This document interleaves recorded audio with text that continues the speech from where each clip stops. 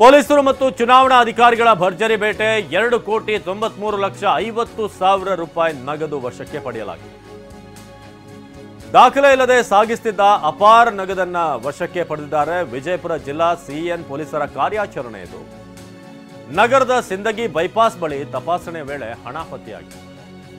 ಹೈದರಾಬಾದ್ನಿಂದ ಹುಬ್ಬಳ್ಳಿಗೆ ಹಣ ಸಾಗಿಸುತ್ತಿದ್ದ ಮಾಹಿತಿ, ಇನೋವಾ ಕಾರ್ನಲ್ಲಿ ಹಣ ಸಾಗಿಸುತ್ತಿದ್ದ ಬಗ್ಗೆ ಮಾಹಿತಿ. ಪಕ್ಕಾ ಮಾಹಿತಿ ಮೇರೆಗೆ ಕಾರ್ಯಾಚರಣೆ ನಡೆಸಿದರು ಪೊಲೀಸರು. MH01 ಮಹಾರಾಷ್ಟ್ರ ರಿಜಿಸ್ಟ್ರೇಷನ್ ಇರುವಂಥ CD7537 ಇನೋವಾ ಕಾರ್ ಇದು.